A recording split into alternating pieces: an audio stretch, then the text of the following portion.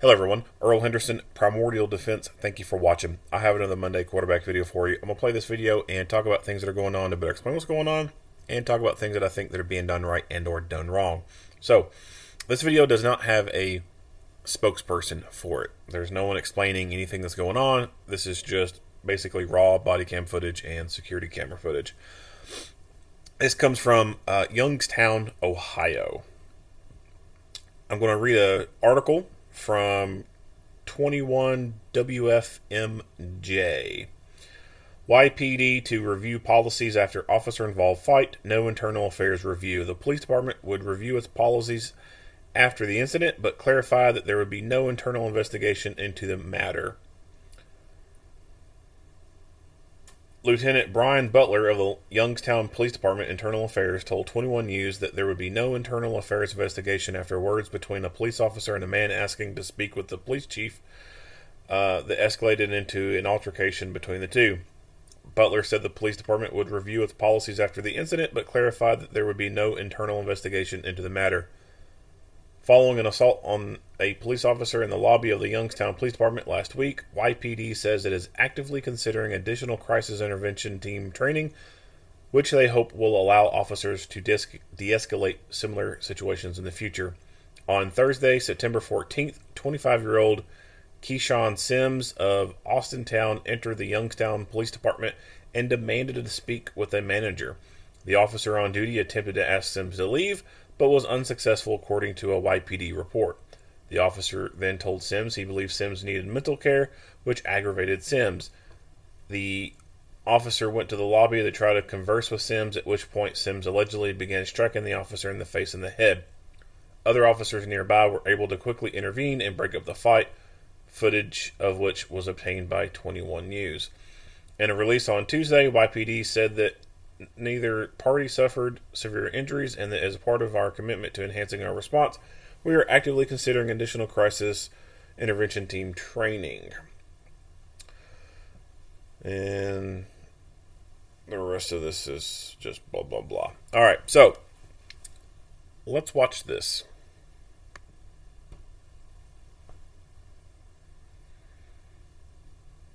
There's nothing wrong with your audio. This is a body camera. It's in buffer mode right now. Here in less than 30 seconds, you'll see him reach up to his chest and hit the camera to start the recording.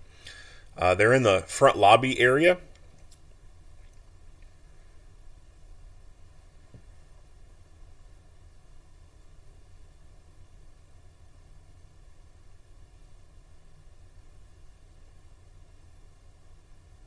I need to make a complaint so it can get finished today.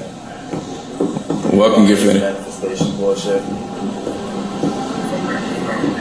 Manifestation? Yes, manifestation bullshit. Okay, I'm not exactly sure what you're talking about. You need to talk to like your chief or something. The chief only talks to people if they make an appointment. They only make. You have to make an appointment with the chief to see You're him. gonna have to call him or something. Okay. Wasting my time. You can call him. My phone's broke.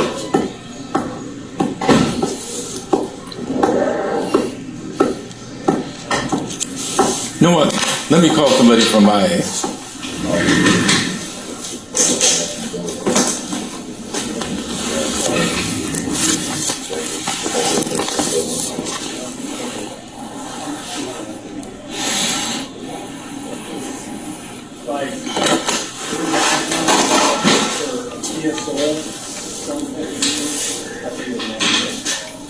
It's like JXW something. Okay. We'll just add it. Okay. You're welcome.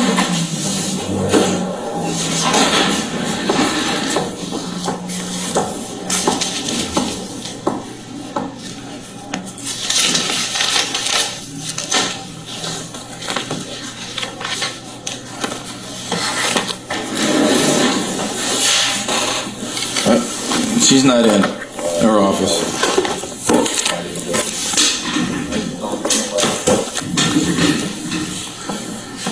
Yeah, but everybody you need to talk to, that you want to talk to, are you have to make an appointment to see them.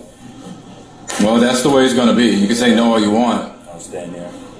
Okay. have someone who actually needs help, and you have them.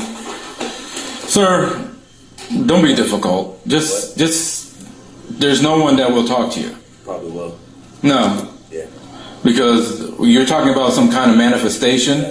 It's that, you know what that tells me? What? That you're mental. You're fucking retarded. Say that shit again. You're mental. Come say it to my face.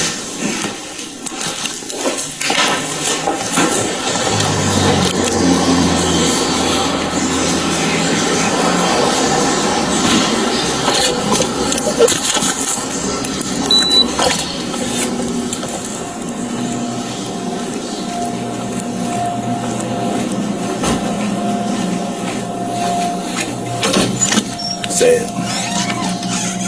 You have to leave now, sir. Or what?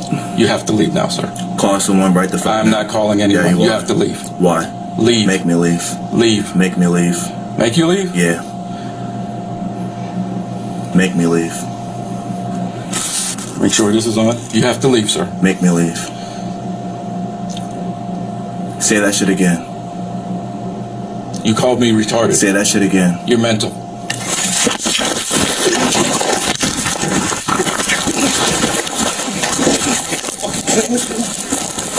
Mental, bro. Yeah. Think I'm playing, bro? Huh? Ain't nobody fucking mental. Fucking call somebody so I can fucking talk to someone. Get off me. Say that shit again. Say that shit again. We can do this all day. Yes, we can. Yeah. Yeah.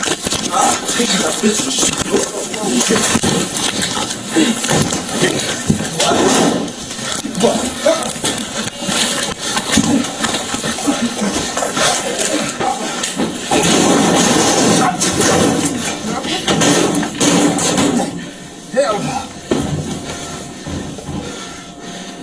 Fucking bullshit. Not today. Yeah. Y'all hear this shit out here? Who is it, man? I have no idea. Alright, we're just gonna roll him over. Take my gun belt. Get him in. Before I get off. Give me my handcuff.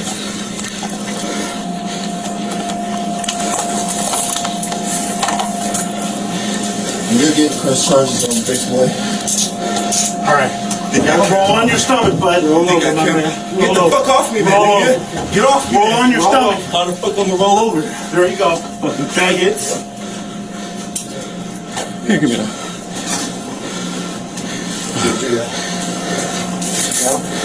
I got something for you on that, boy.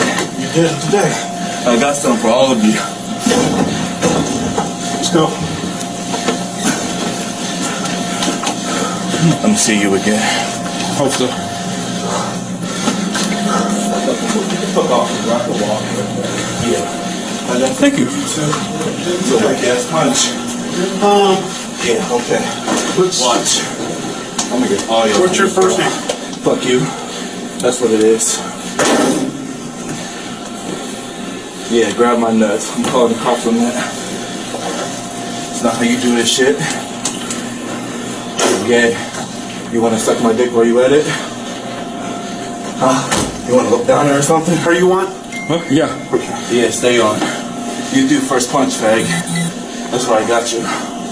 He came in wanting to speak to somebody over Nah, me, don't try and talk then he now. starts talking about some kind of manifestation happening. Exactly. So I told him, Exactly. nobody's going to talk to you because you're acting like a mental. No. He got mad because I called him mental. Exactly. Alright.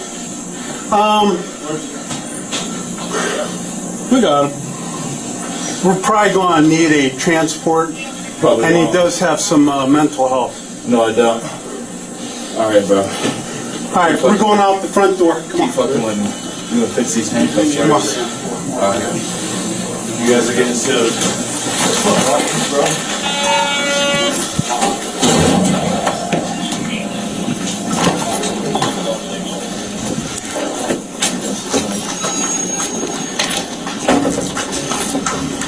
That B-rings and everything. That fucking shit.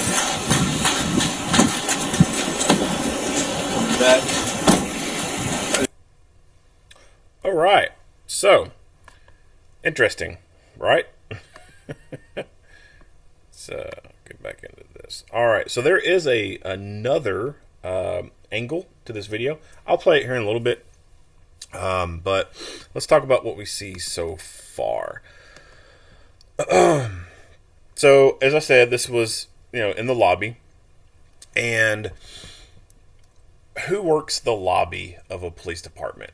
Well, it's different from place to place. I mean, there may be, quite a few places that kind of do it the same, but there's no one particular way that it's done all across the nation. So you may have in some places where a person that the department would call a non-sworn person or a civilian personnel, just a regular citizen who does not have any powers. They don't carry a gun, don't have a badge, nothing. They just wear regular clothes, business attire or whatever.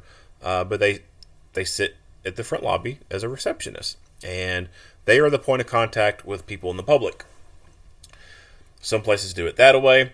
Other places may have something like a police cadet that sits at the front desk area. And then, these people, but either, non-sworn, just regular personnel or a cadet, they may take information from people and then forward that and then tell them, hey, someone will get in touch with you at a later time, and then those people can leave. Or they may say, hey, go have a seat over there, and a detective will come down. Some places, the cadets can do certain things.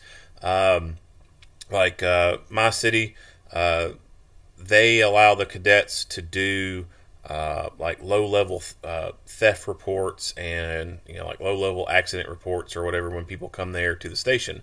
So they'll actually perform those duties. That way, an officer doesn't have to come off the street or come out of patrol and then come do those things. And then there's some places where actual uniformed police officers work the front lobby.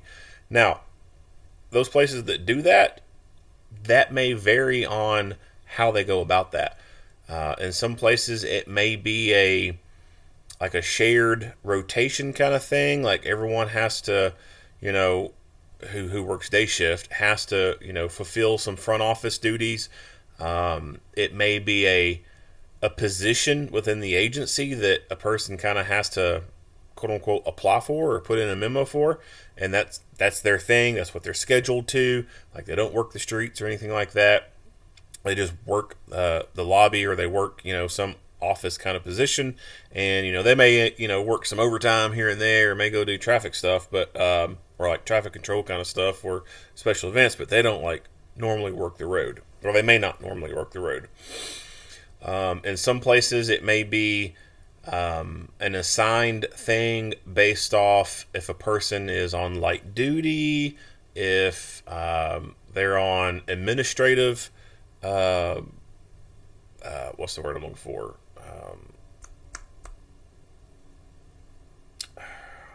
I'll lose my words sometimes. If they're on administrative duty, for example, there's potentially a investigation of some sort that they can't be on the road, and so they get put in the building to do some office kind of clerical work. It may be something to the effect of where, because day shift normally has older people, it may be something that is privy to just the day shift people and the older, more senior people. Like, all right, instead of you going out taking calls, you can work the lobby if you want to, kind of thing. And it may be in some places a thing where an agency has spent all this time hiring a person, gone through that process, and the whole process of hiring, from putting out a notice of hire, like, hey, we're hiring, to interviews, oral boards, the physicals, hiring them, sending them to the academy, getting them back, doing the field training exercise, coming off probation. Like that's over a year. It takes over a year to produce a police officer, basically. And they may, be at the point where like, hey, we spent all this time on this person, but they kind of suck. And we don't really want to put them on third shift where it's going to be them and two other people because they're just not really at the top of their game. they're kind of a liability. If they're by themselves, they could get themselves hurt or get someone else's hurt. But we spent all this time on them, and we don't want to get rid of them. We'll put them somewhere else. Oh, we'll put them on day shift. We will reward their fucking incompetency, and we'll put them on day shift, a nice shift. Or we'll put them with the Public Information Office. We'll make them PIO. So it can vary on why an actual uniformed officer may be working the front lobby. I can tell you that most likely your meat eaters are not going to be working that lobby. The only way that a meat eater is going to be working that lobby is if they're on administrative duties. Like they're forced to be in the building, they can't go on the street, or they're on a light duty status. Other than that, they're going to want to be out there doing work. If a person is applying to be in this kind of position, if a person is being chosen for this kind of position, then that's a clear sign that they may not be a meat eater anymore. They may have been back in the day, but now they've let things slide, and they're not at that level that they used to be, or they may have never been at that level. Like I said, there's quite a few people who get hired. They go through that process, and then the agency finds out, hey, this person kind of sucks. They're kind of scared, but we spent all this time on them, and now it's kind of hard to get rid of them because they've made it past probationary status, and they've done it this long, and we kind of need bodies. And instead of firing them and then having to take someone else to fulfill this role, we can keep them, and then we can put them in this little role over here, like Public Information Officer, or here's a good one, we'll make them a school resource officer. Not all places are like that, but some places are. So, in particular, why is this officer in this lobby? I don't know. I don't know how this agency operates or anything like that, but based off his performance and also that other camera view that I've talked about, I kind of think that this officer was kind of relegated to this duty because he's just he ain't got it no more. Like, I just don't think that he is quote unquote combat effective anymore. And day shift can have a lot of older people on it. They've been there for a while. They're kind of established, so to speak. They've put in their time. So you'll have a lot of old timers on day shift because day shift is a nicer schedule. It's easier on the body than working night shift. Night shift sucks. It really does. Night shift is hard on the human body. If you're a single person, it may be easier, but if you got family and stuff like that, third shift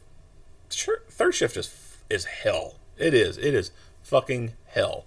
And so the older people who've been there for a while, they're kind of rewarded with being given day shift hours. So it's not uncommon to see a bunch of old people working during the day. Now, I'm not saying like all people on day shift are like old and all this, but when you look at an agency and you look at all their older people, a lot of them will be on day shift. Now, you'll have some younger people there, etc. But by and large, most of the old people are working day shift. There comes a time where age and physical fitness, either independently of themselves or kind of combined together, it gets to a point where some people just need to hang it up and go do something else or work on themselves to make themselves better. But going back into, like I said earlier, it takes over a year to produce an officer. And for agencies that are short-staffed, which is all of them right now, like there's not an agency out there that is like, yep, we're good on staffing, we don't need to worry about recruiting right now. No, they're all hurting. Every single agency out there is hurting for people. Nobody wants to do the job anymore, etc. And it takes a year to produce someone, basically. So a lot of agencies have people that they don't really want, but the administrators are like, well, it's so much of a headache and it's a hassle to, immediately replace a person. It takes a year to do it. We just can't get rid of them right now. And in some places, the municipalities, whether city, county, state, there are some administrative things in place, some regulation things running in the background. People may be harder to get rid of after a year of employment. And there's more things you have to go through to terminate that person. Whereas if you're 2 months in, most places, they have it in policies and regulations that you can be dismissed at any time during your probationary status. 2 months in, if you show up late, boom, you're gone. There's no questions asked. There's nothing you can do. There's no appeals process. After that 1 year mark, well, now there's some other things that are going on. If you get to the point where your agency administrators want to terminate you, well, now they have to go through a process. They have to go through some other entity of people and say, hey, we want to get rid of this person. These are the reasons why. Those people have to meet, look at it, like, okay, yes. And then there's an appeals process for you. If you don't think that you've been treated fairly and was let go for unnecessary reasons, you can appeal that, and it can go somewhere. So it is harder to get rid of people who are quote unquote tenured, I guess. Probationary people are a whole lot easier to get rid of. Just, hell, 1 week in, you look at the chief wrong, you're gone. But you make that 1 year mark, well, now they got to jump through some hoops. So it can be hard to get rid of people, especially if they've been there for a while. And also, these are people, you got to think, this is a life and death kind of profession. And so you've got people who've been on the job, they around 20 years almost, and the people who they're with them, it's a brotherhood thing. Like, you don't want to be like, hey dude, like it's time to put Bill down, right? People have, feelings for Bill. Hey man, Bill was there for me, 5 years ago this happened, 10 years ago this happened, we came up together, and he's always had my back. They want to do each other right. And so nobody wants to do anybody wrong by saying, hey man, you're not able to roll with it anymore. Like, we're gonna have to get rid of you. You can't roll with the strikes. You can't run. You can't do this. You pretty much restricted the desk duties. Like, we're just gonna have to, terminate you early. Sorry about your retirement. Like, people don't want to do that. Like, that's kind of shitty too. So you've got people who are keeping their employment because it's hard to get rid of them administratively, and two, like, no one wants to do that to someone who is so close to retirement and then take that away from them.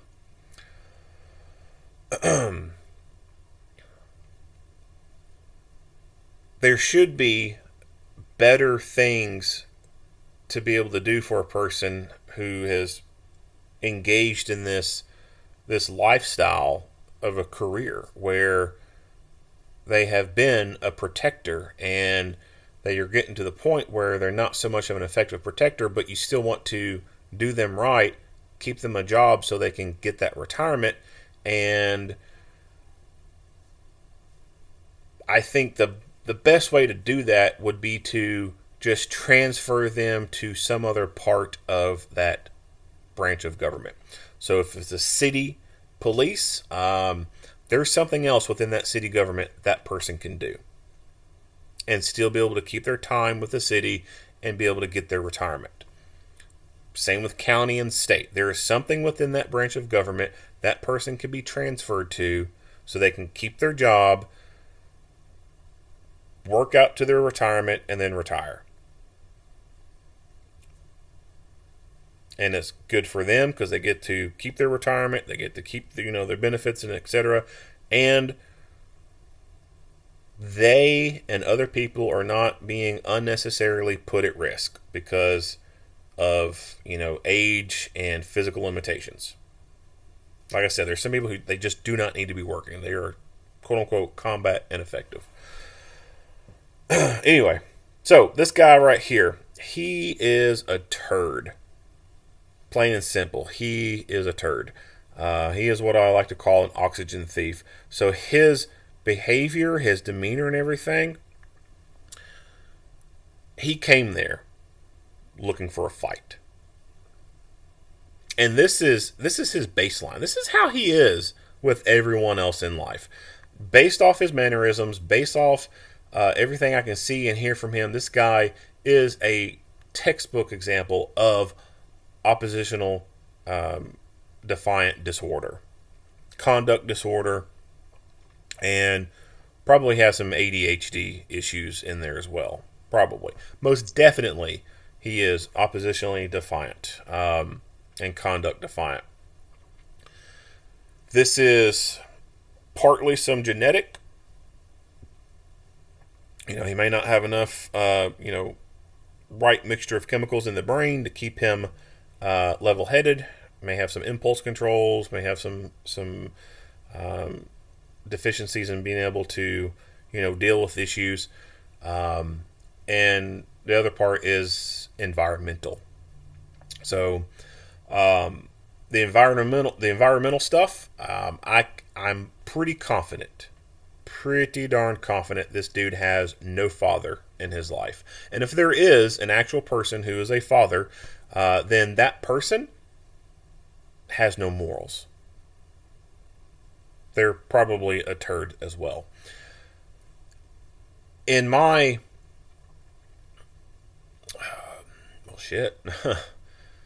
damn near 20 years of dealing with the bad elements of society, career criminals, etc., a very common thing amongst them all, not every single one of them, but a very common thing with them all, is a lack of a good moral father figure in their life.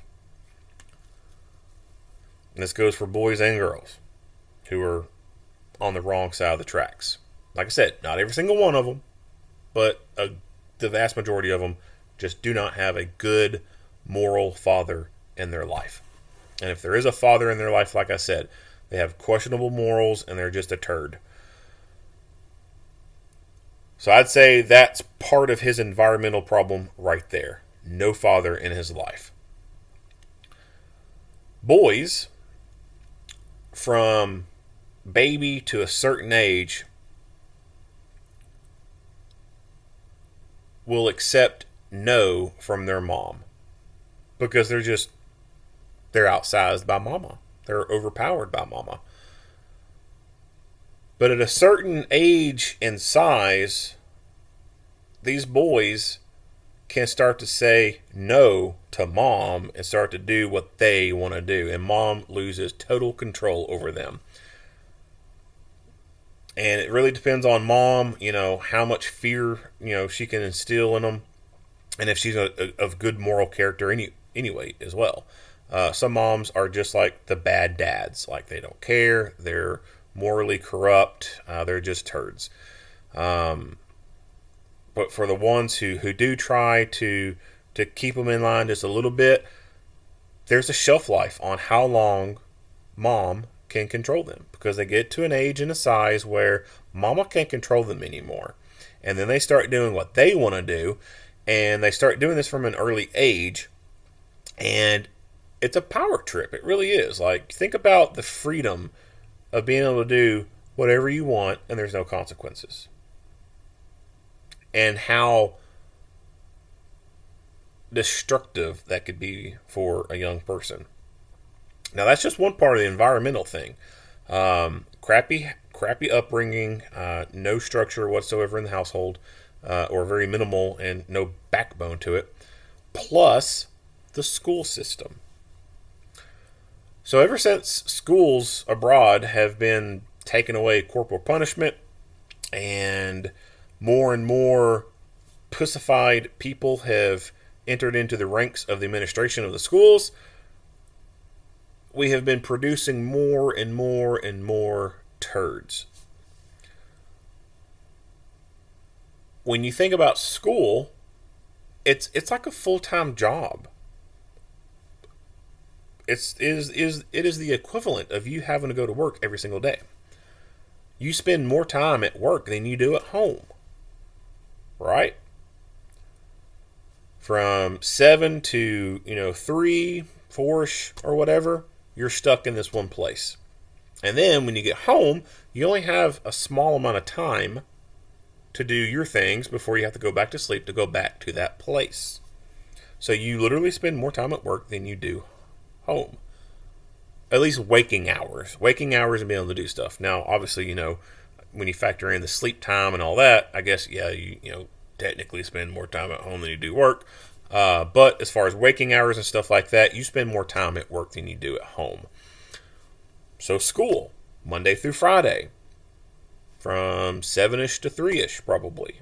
And then you got to factor in the bus rides and stuff like that. It could be 8 to 10 hours that these kids are in this school environment and not at home. So even if there was some decent structure at home, the school it is outweighing that at home. And in the schools, because you have administrators who have no backbone, you have girly men in leadership roles in the schools, and there's just a bunch of women who run the schools or are part of the leadership and the day-to-day operations of the school. There is some pussification that is going on in our public school system.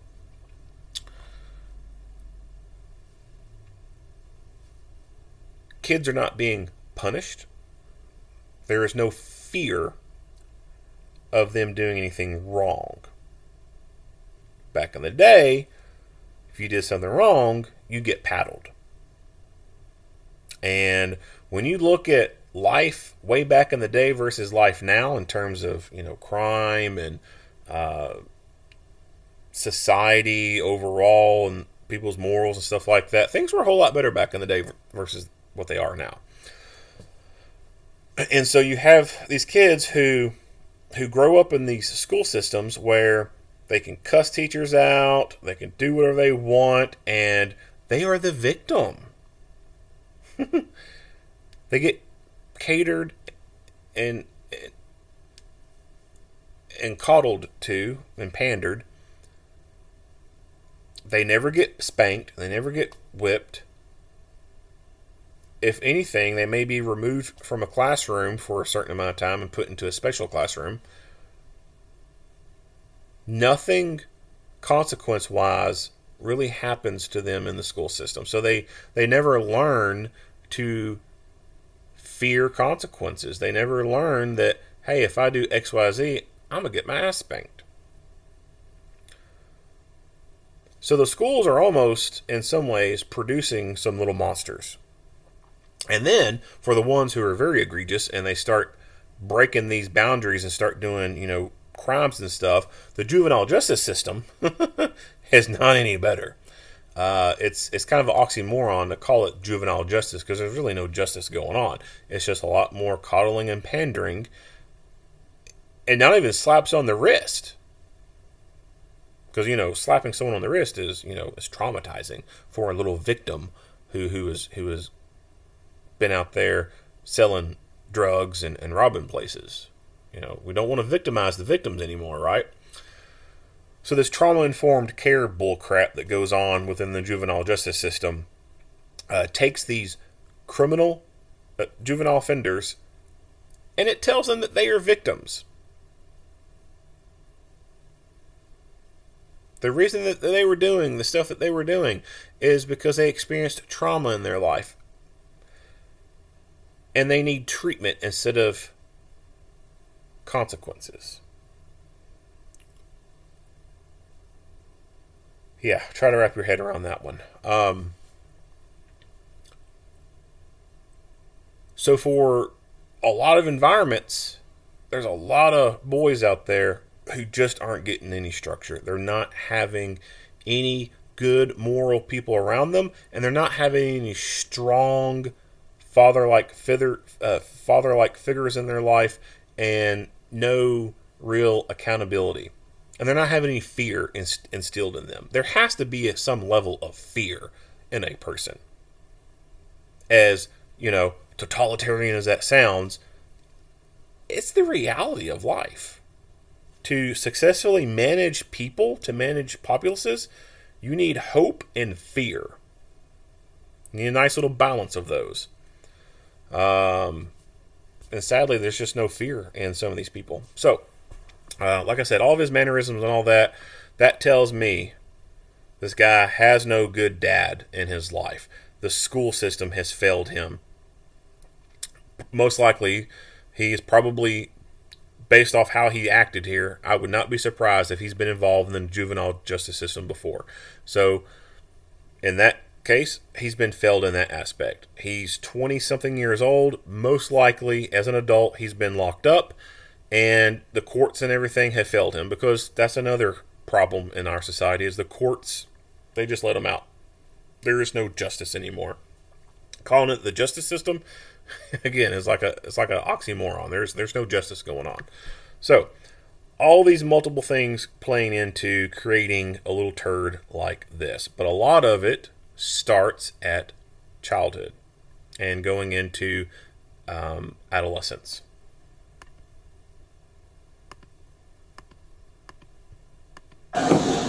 Manifestation bullshit. Okay, I'm not exactly sure what you're talking about. You need to talk to like your chief or something.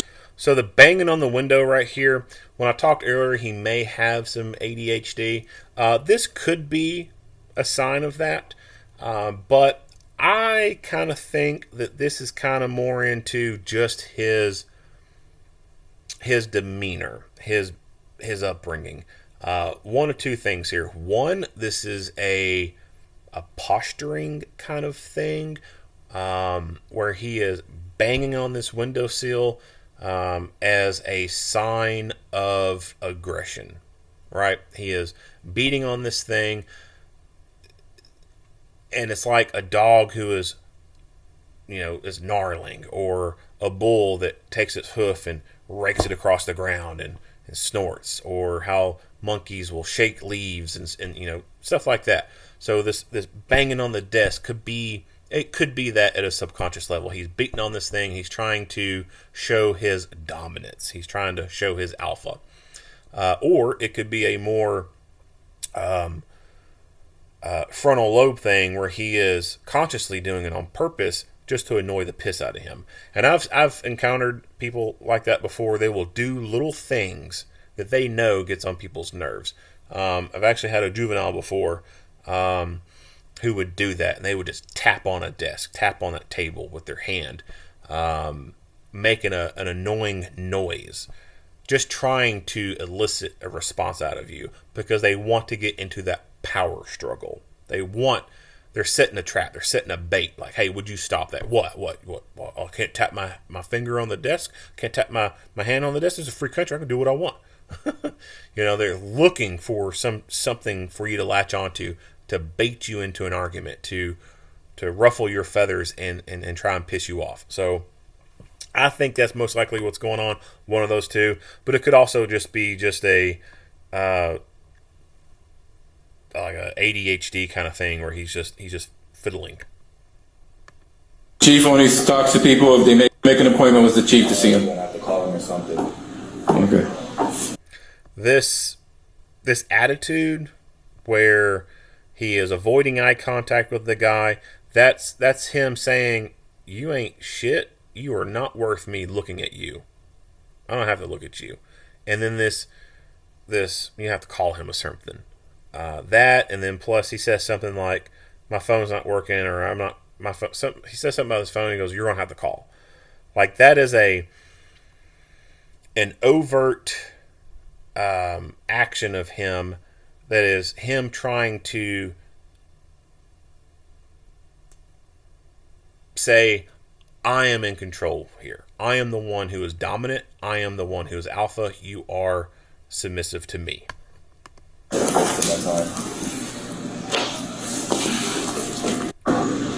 Call somebody from my age.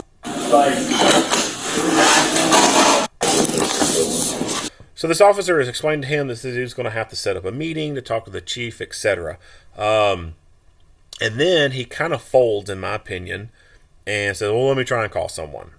I think that was probably the first wrong thing for sure that he did. Caving into this guy's attitude, giving him what he wants. No.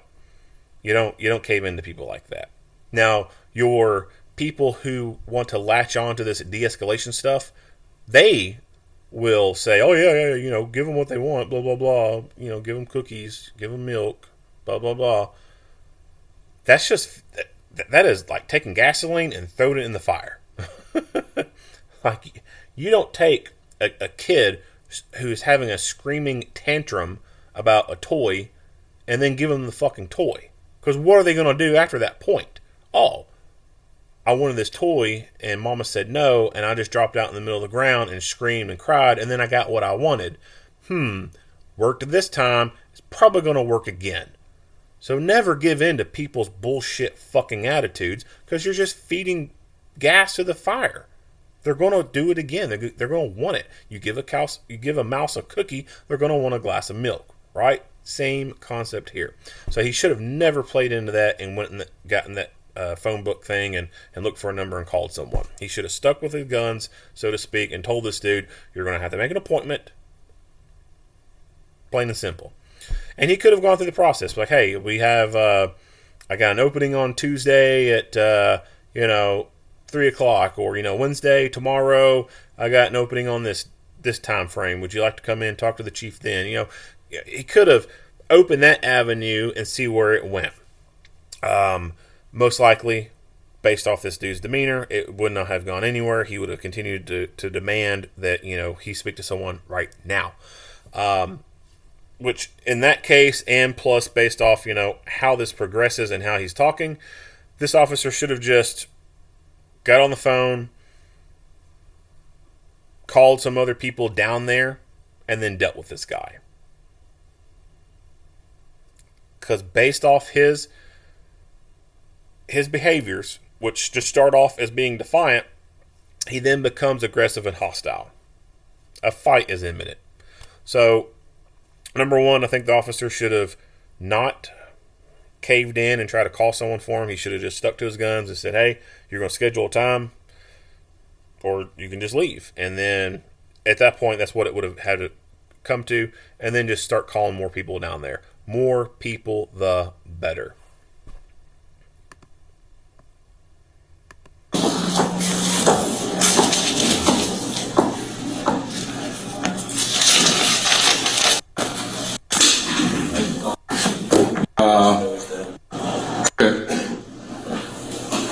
He needs help. Can you have him?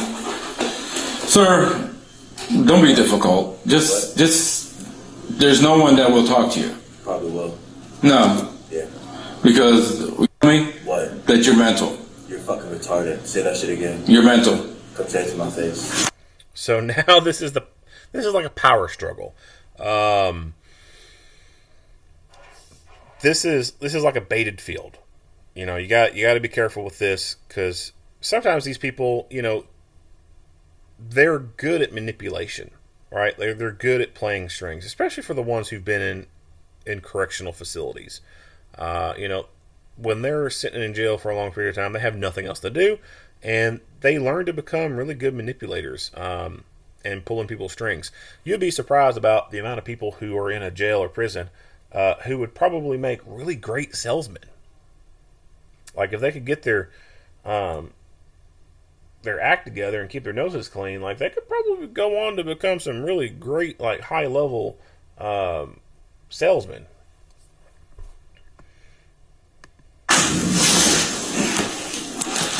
Say that shit again. You're mental. Come say it to my face. And boom. He sold it, right? He, might as well, have handed him an ink pen and say, hey, sell me this ink pen, because, boom, he got this officer to act on it. And this officer, we later end up seeing his physical capabilities weren't up to par to deal with this guy. And so I think this officer kind of probably let the badge go to his head. to be perfectly honest here. There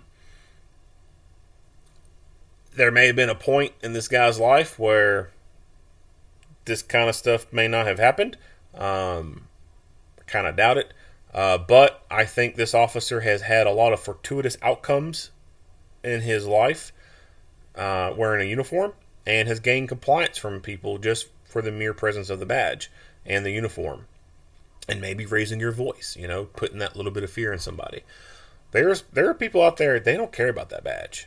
They don't. They don't care about the badge. They don't care about the gun. They don't care about you, your position, and that, you have some, more powers than them and more legal protections than them. Like, they don't care. They have no care whatsoever.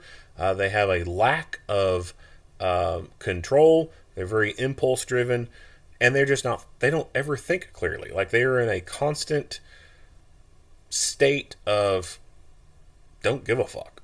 And those are probably some of the more dangerous people to deal with, some of the more hardest people to deal with. They're almost like a they're almost like a rabid animal in a way.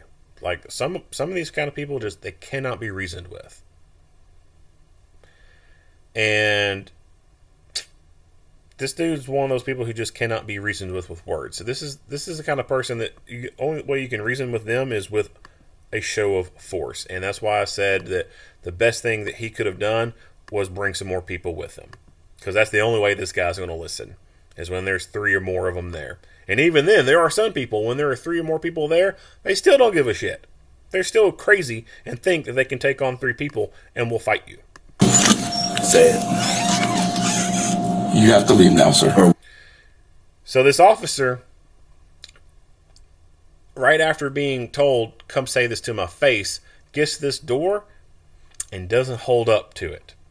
He backs down. So that is a mental win for this guy. Like, if he felt like he was on top of things earlier, now he's really feeling on top. Because now they're face to face and this guy's chickening out. He ain't saying it. To this guy, the officer's a bitch. Like, oh, you ain't got the balls to say it? I got you. That's exactly what's going on in his head. He feels empowered. He feels dominant at this point. What? You have to leave now, sir. Call someone right the fuck. I'm not calling anyone. Yeah, you have to leave. Why? Leave. Make me leave. Leave. Make me leave. It's moments like this where you just want to be like, ask and receive. Okay, I will oblige. So if he had not called other backup there, which he should have, at this point, the thing to do would be to back away and draw a less lethal. Probably a taser.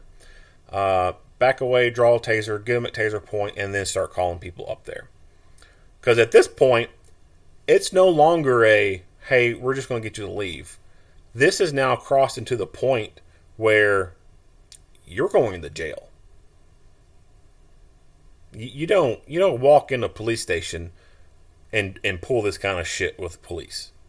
You just don't do it. So from a criminal aspect, what has this guy done? Because, there's going to be people out there who say, well, it's a free country. You got a freedom of speech, blah, blah, blah, blah, blah. Yeah, okay. So what has he done? Well, he's been asked to leave. He's refused to leave. He's criminally trespassing at this point. And then you're going to have some people out there say, it's a police station. You can't be banned from a police station. It's public space. Anybody can be there. It's like a sidewalk. These sovereign citizen minded kind of people, man, they get on my damn nerves. You can be banned from a police station. You can be banned from a fire department. You can be banned from a hospital. Yeah. You can be banned from a public park. So he's been asked to leave. He's refused to leave. That's criminal trespassing. Menacing. That's another criminal charge that can be approached on this one. Maybe a stretch to say disorderly conduct. but definitely heading that way. And of course, he works himself into assaulting a peace officer. But before that happens, definitely criminal trespassing and menacing could be things to approach on the criminal side to take him into custody. Even interfering with like governmental operations. However a state wants to word the language of their law to reflect that kind of thing going on. Those are kind of things that that could have been approached to say, what, you wanna play stupid games, you're gonna win a stupid prize. Boom, got you a new pair of bracelets, go straight to jail.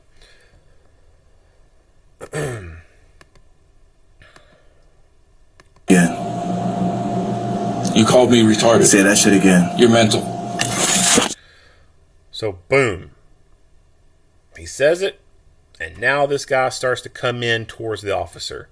So this officer, you can see, has one hand on his chest, one hand on his shoulder area to prevent him from coming any further and to protect him against his assault.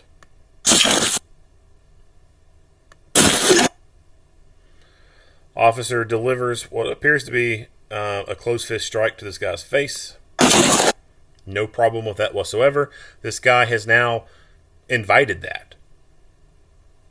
You just don't fucking step into someone's space like that, acting stupid, and then not expect anything to happen to you physically.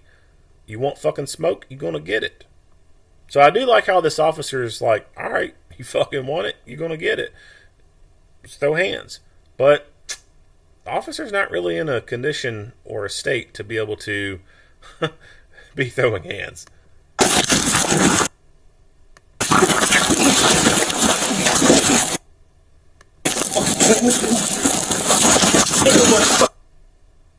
Mental, bro. Yeah. Think I'm playing, bro? Huh? Ain't nobody fucking mental. Fucking call somebody so I can fucking talk to. So this officer goes to the ground. So I'm not what you would call a subject matter expert when it comes to hand-to-hand combat type of stuff. I've had training. I've done some BJJ and some other martial arts. I've taken classes like Craig Douglas's ECQC and another one like it. But I just have not devoted enough time into it, like I have other things, to say that I can talk about that kind of stuff with some degree of good expertise, and at least not in like an instructor kind of level. But there's things that this officer could have been doing to prevent this from happening and to be getting out of this after it has happened. Driving his heels into this guy's pelvic region and driving him off. Things like that. He could have been doing some other stuff to get out of this. But he's on his back. He's kind of out of the fight at this moment. Like, I just don't think that he's physically able to do much past this point. Someone. Get off me. Say that At least the guy complied. shit again. So this officer, once he gets up, I believe his mindset is to re-engage and to take this guy into custody. So I like I said, I like where his mindset is with this. But again, he's just not in a physical state to be going toe-to-toe with this guy. Say that shit again. We can do this all day. Yes, we can. Yeah. He listened to his voice. We can do this all day. Yes, we can. Yeah. He's kind of like adopting a Batman voice right there. Yes, we can. Just this small interaction here has got him gassed. It has got him winded. Yeah. Now the gun comes out. Okay. Does this meet use of deadly physical force requirements? I don't think so. Like, I don't think that this officer could justify using deadly physical force against this guy. So why was he bringing the gun out? to scare the guy, to posture with the gun, and to instill fear in him, because he physically could not match him.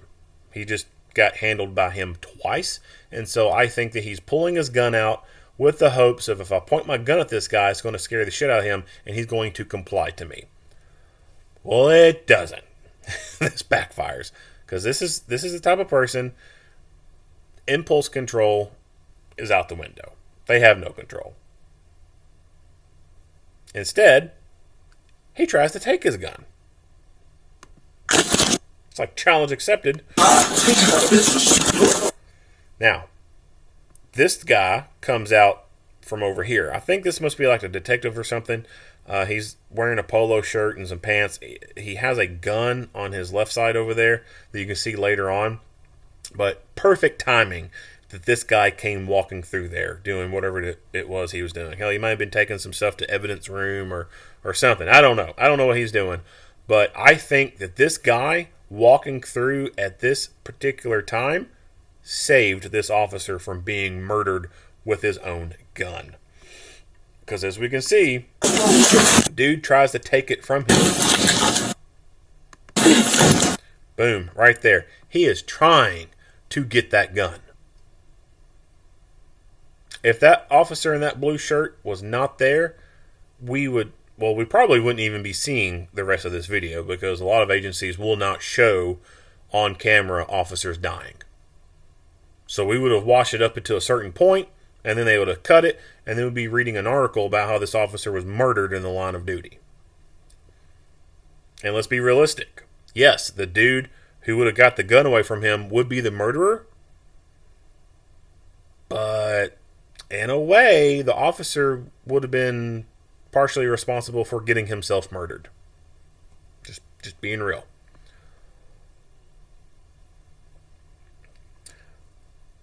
When you're armed and you're dealing with altercations, you're dealing with people, you are bringing a gun to a fight. Just because it's in your holster or you have it in your hand does not mean that you are always going to 100% remain positive control over that gun. There is a possibility you may lose control over that gun and someone may take it from you. So you may go to a fight against a person who does not have a weapon, but you have a weapon there for them to be able to take. So this goes back into weapon retention. We can do this all day. Yes, we can. Yeah. Yeah. Very close proximity, pulling the gun out, and then starting to bring it forward in such close proximity to this guy. So this would have been a time to go into a retention position if he would have been justified in using deadly physical force, which I don't think he would have been justified in using deadly physical force, but let's just say he was. The We can do this all day. Yes, we can. Yeah. Yeah. The position. I hate this mouse on this computer. It does not want to cooperate. Yeah. The position that he would need to be in would not even allow for this gun to even be shown on the camera. The camera's on the front of the chest. And so that means that at this distance, he's at bad breath distance from this guy. This distance means that he should not have that gun that far forward. Retention is once you come up out of the holster, basically think of an imaginary line going from holster to armpit. That's where that gun needs to be brought up into a pectoral index. And what that allows is better control over that gun. That way, if a person this close does attempt to do a gun grab, it's going to be a whole lot harder for them to gain control over that gun. When you have your arm not even fully extended, but partially extended past the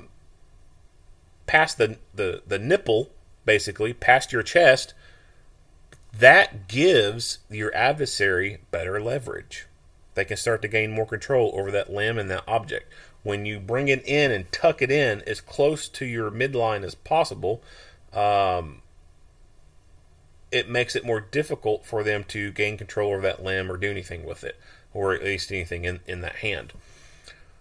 And at that point, if he would have pulled up and gone into a retention position, and this guy still tried to go after the gun, he would be able to have used his support hand to potentially palm strike the guy in the face, punch him in the face, close fist strike, or grab him by the hair, put him in a lock, whatever, try to take him down. Or as the guy's trying to fight for the gun and try to take it from him, start dumping rounds from retention, shoot him off of you. But that would be only if this guy had met the conditions for having deadly physical force used against him. Now, disparity of force, in size of adversary versus, defendee. There have been times where small, petite women have been able to justify using deadly physical force against a person much larger than them. So, if this was a smaller, female officer who had just been manhandled by someone, thrown down to the ground twice, a female officer could probably articulate that they were in fear for their life. For a male, it's a lot more difficult for a male to articulate, yeah, I was in fear for my life. I was afraid this guy was going to, whip my ass and kill me. Especially if you're larger than the adversary. Realistically, if this guy was more aggressive than what he was, and was, let's say the first time he went down, and he was on top of the officer, and he continued to assault the officer, in that moment right there, when that officer's on the ground and he's losing that fight, and let's say this dude's delivering face strikes to the officer, in that kind of moment, yeah, I'd 100%, 110% would say the officer would be justified in using deadly physical force to protect himself, because he does not know what's going to happen if he goes unconscious. And when you watch fight videos, when you watch videos of people assaulting other people, a lot of times when a person goes unconscious, the assault continues to occur. If you're unconscious and you cannot guard your head and someone is continuing to strike it or even stomp on it, that can cause serious physical injury and or death. So in a scenario like that, yeah, 110%, you would be justified in using deadly physical force. Just like the Trayvon Martin and George Zimmerman incident. Zimmerman was on his back, getting the shit beat out of him, and he pulled and fired one round because he feared for his life. He was about to die, potentially. He feared he was about to die if he'd been knocked unconscious, and that guy would have been able to get his gun and kill him with it. So, but since they go into their feet and everything, I just don't feel that in this moment deadly physical force would have been completely justified. So, he pulls the gun out, and he just makes it an easy grab for this guy. This guy goes for it.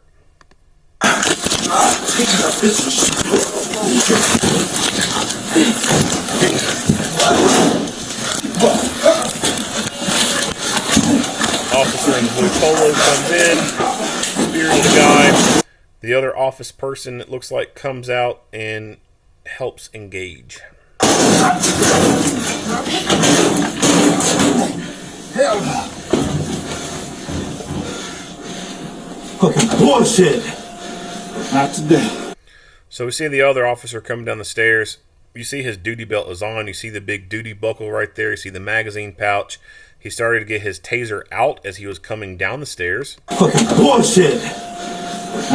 Taser's right there in his hand. Not today. You see he's got his duty belt on. And then for some reason, after he comes hear through this the door, right here? I want you to listen in the background. There. Who is it, man? I have no idea. There. One of those two sounds was the sound of his duty belt falling and hitting the ground. How did this happen? I don't know. I would suspect that the buckle on the duty belt failed in some way. I suspect that as he came through this door and he was trying to squeeze through it because the door wouldn't, obviously open all the way with people laying on the ground here, his belt hit this door frame here and somehow caused his belt to come off. So the belt buckle in the front, that may have been a fake buckle, just there for looks. And on the inside of the outer part of the belt could be two little hooks that when you wrap it to the top of the belt that's closest to the body, those two little hooks can go into a hole. And then the belt will stay on your body as your body exerts pressure and forces out, keeping that hook, pressed up against the wall of that hole. And so it's possible that as he brushed up into this door frame, that pushed that side of the belt, the left side of the belt with the hook going into it and then pulling back into the left, pushed that whole belt in and caused that hook to come out of the hole, and then boom, belt falls to the ground. That's the only plausible explanation I can think of for that, what looked to be that style of belt.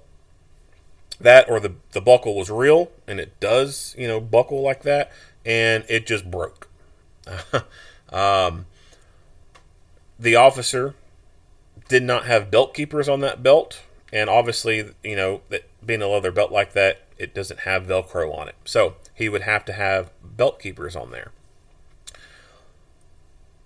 So he failed at having proper equipment on. He should have had belt keepers on. If he had belt keepers on and he still hit that door frame the way he did and caused the belt to come apart like I think it did, then the belt keepers would have kept that entire gun belt up. Now the front two flaps of the gun belt may have, moved around, a little bit more than what would be liked, but the belt in its entirety would have stayed on his body versus fall to the ground.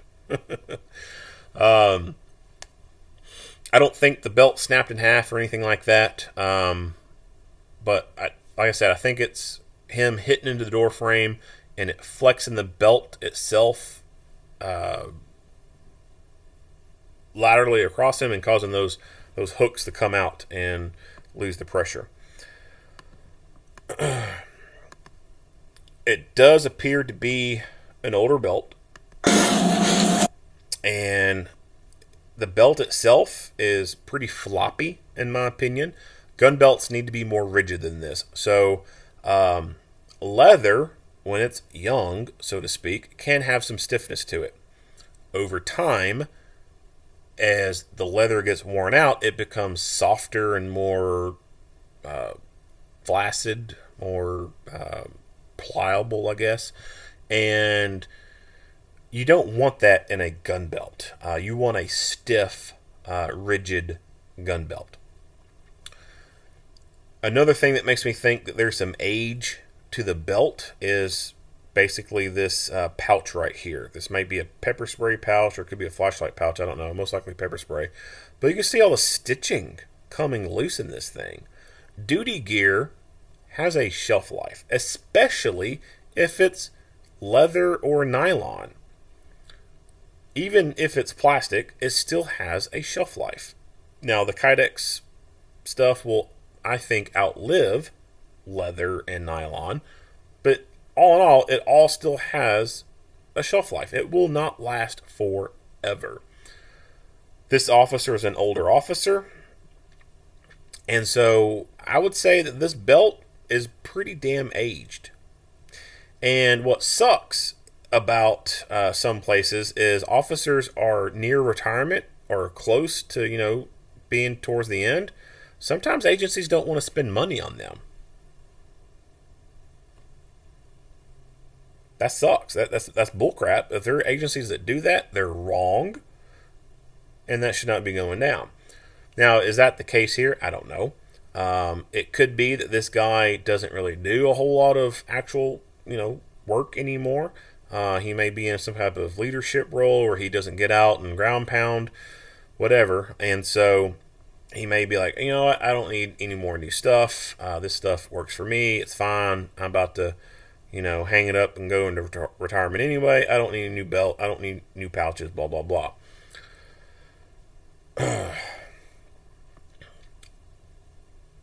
That is that kind of mindset is wrong. That is not a good fighting mindset. You always want to have good gear in tip-top shape.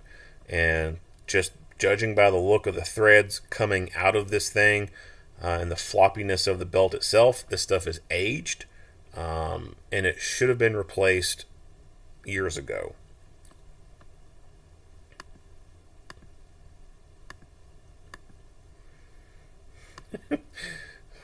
No gun belt on him whatsoever. So one funny thing, and then I'll show the other footage from the security camera.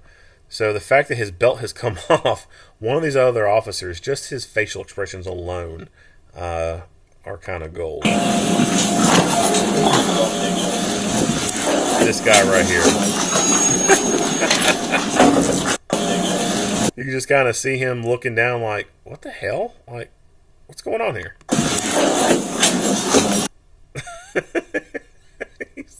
he's probably thinking, what the fuck? Look at that.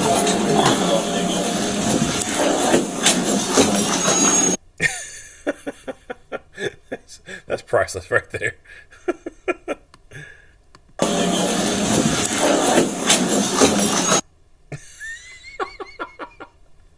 That says it all right there.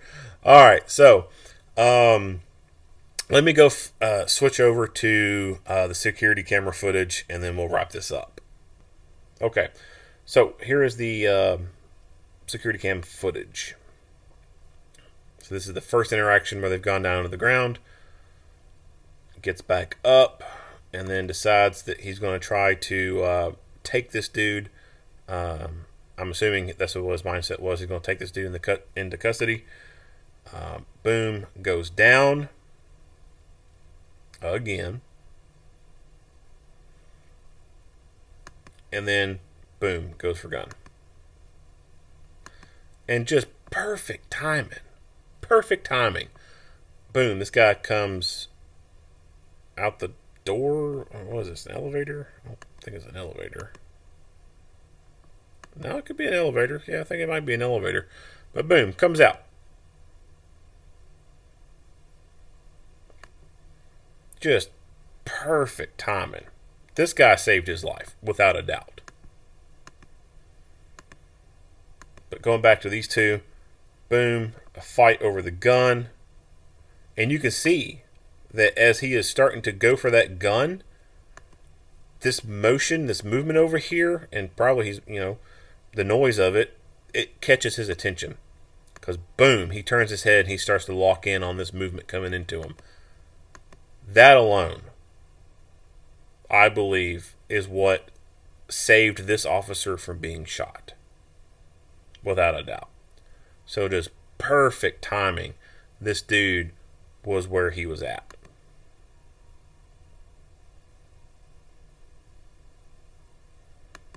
And this guy trying to get up.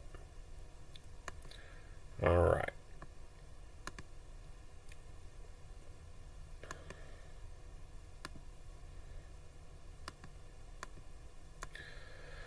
So you can kind of see the shape of this officer.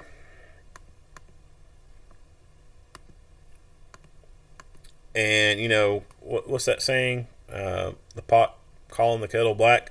I don't have a whole lot of room to be talking about physical fitness. I am not in the greatest, physical shape as others. But this is what I was talking about, where you get to a certain point where if you're not combat effective anymore, something's got to change. Like either you need to change or your position and who's filling your position, that needs to change. Because at this point, this guy can't fight.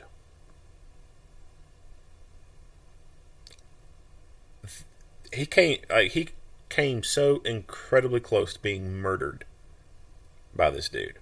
By his own gun. add to insult, like being killed with your own gun. Like, shit, like being murdered by someone sucks, but then being murdered by someone with your own gun, well, that sucks even more.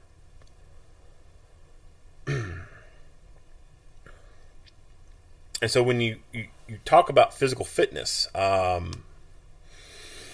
it is difficult to maintain a gym rat physique, working full-time, working overtime hours, and having a family.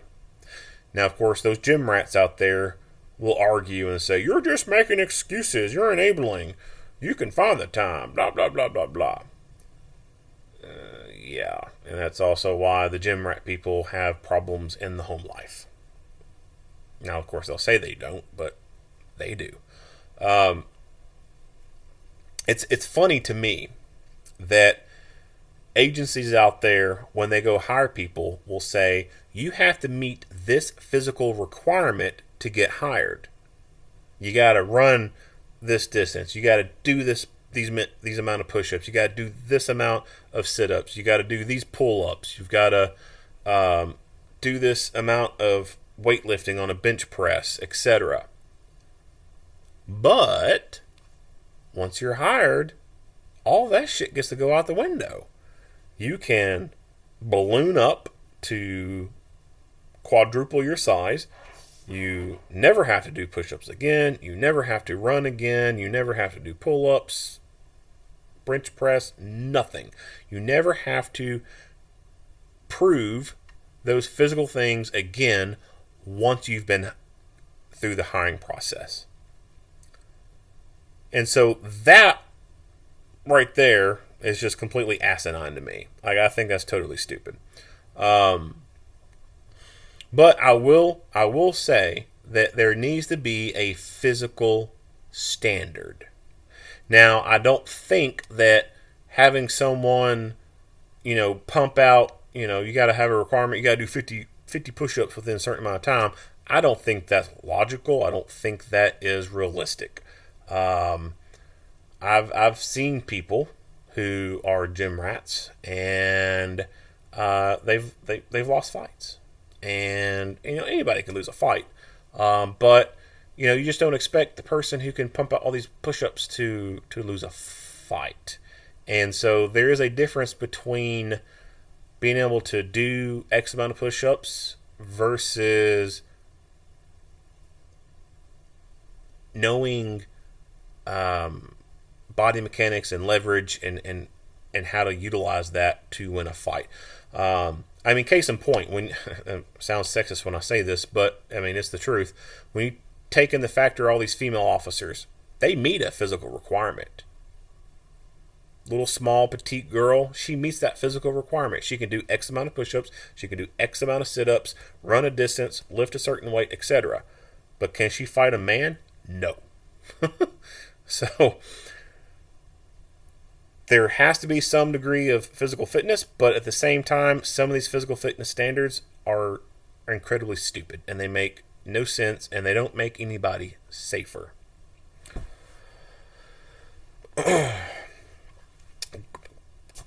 Something else I could go into for a longer rant, but I'm going to save it where I'm at because I think I'm probably already pretty far along on this video as it is, so I'm going to end it right here. If you like what you hear and see, go ahead and give me a like and a share. If you have not already, hit the subscribe button and stay tuned for more Monday quarterback videos. Earl Henderson, Primordial Defense, thank you for watching.